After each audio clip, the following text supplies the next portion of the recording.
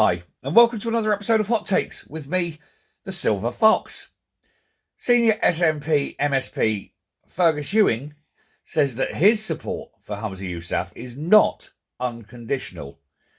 He says despite ditching the Greens, Humza Yousaf is now still vulnerable, and that unless Humza Yousaf falls in and folds and gives in to Fergus's specific demands, he will not support him. It seems that having set the precedent that is easy to control after all these years, this time firstly by the Greens, but this time now by everyone else who wants a piece of him, Humza Yousaf is literally a nodding donkey now. He has to comply or he's finished, and everybody says you must do this or they don't get their support. This is the beginning of the end. He cannot please all sides of the party at once, and it only takes one, and he's finished. And here he comes, Fergus Ewing, doyen of the sensible, champion of the right, and one of the very few in the SNP who anyone actually respects.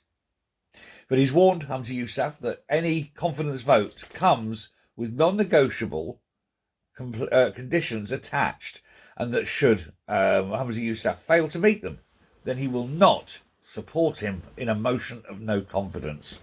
Apparently, this alliance with the Greens has cost Humza Yousaf his very soul, and he has to bring it back, or else.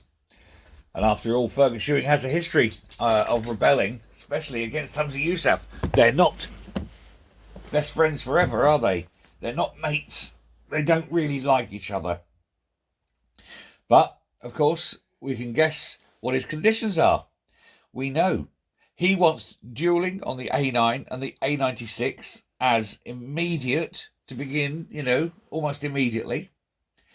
And that must be put out and said if Humza Yousaf is to get Fergus Ewing's backing. Ewing, of course, was suspended by the party. He had a week's suspension and the whip removed because he voted against Lorna Slater, ironically in a vote of no confidence, and she isn't even a member of the SNP. And then Humza Yousaf gets rid of her, so presumably Humza Yousaf would have to give himself a week without the whip. The way it's going, I think he's going to be without the whip for a very long time, perhaps the rest of his life. But Ewing actually mentioned this. He said, and his words are, "I think I've performed a very valuable service in speaking out against my party over the last 3 years over the Greens." Well, of course, he's been highlighting the issue, highlighting how bad and mad and lunatic these people are. So, he has absolutely done a service, not just to his party, but to his country. He said, "My genuine belief is that Greens are a menace in government, lunatics who have wasted hundreds of millions of pounds on things that are either not much use or of very little value, and that they want to destroy the economy." And he's bang on right, because they are absolute Marxist lunatics. He said, "I was absolutely delighted to hear the news. Oh, happy day, they've gone." And he said that he's loyal to he claims anyway, that he's loyal to the party. And I believe he is loyal to the party, just not necessarily to the people in the party, of course. His mother being the firebrand Madame Ecosse, who basically created and made the SNP. The work she put in over her entire life on it. It's obviously rubbed off on him. But he said that he's supporting Humza for now. He says, but he wants to see action by the end of the summer recess on a number of things. Now, what are those things? Well, obviously, it's got to be the A9 and A96 duelling, but also investment up in the northeast. The northeast as well.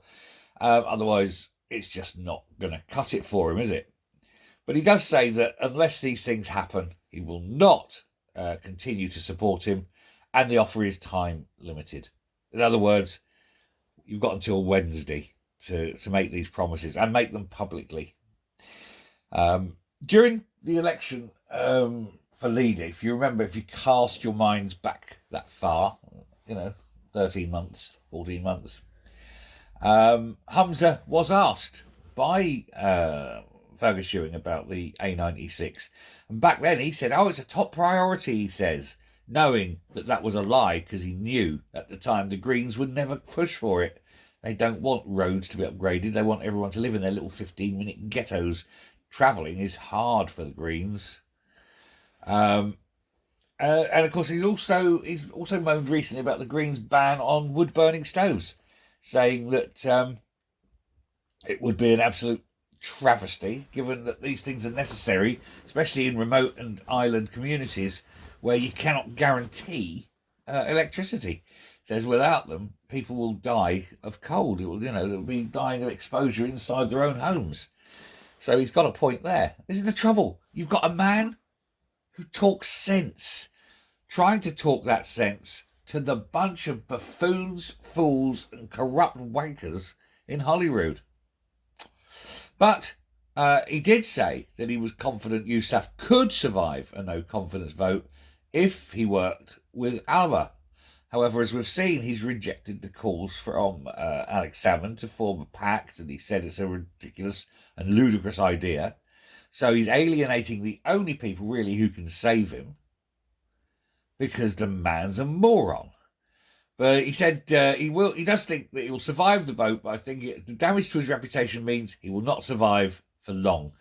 So even Fergus Ewing says that should Hamza Yousaf win the vote of no confidence, he's so damaged that it's a sticking plaster and it won't last and it'll be gone very, very soon. Well, that's the problem, isn't it? He's got so many issues going on at once. He doesn't have the ability, Hamza Yousaf doesn't have the ability to foresee the consequences of his actions. We've seen that, of course, time and time again. The man cannot and never was able to see what happened, the actions, what his actions lead to. No political nous. He alienates the only people who can help him. He's an arrogant, narcissistic fool who thinks that he is the leader of the party, and he contains no leadership ability whatsoever. And when you get the likes of Fergus Ewing now outright, openly, brazenly, in public, saying, comply with my demands or reject you, then there is no power. There is no unity within the party. Civil war is a brewing. And there can only be one victor, and there can only be one vanquished. And I think for Hamza Yousaf, the time is up, and he may as well just give up now, because even if he wins, he still loses. Thanks very much for listening. Take care, stay safe, and I will speak to you later. Bye.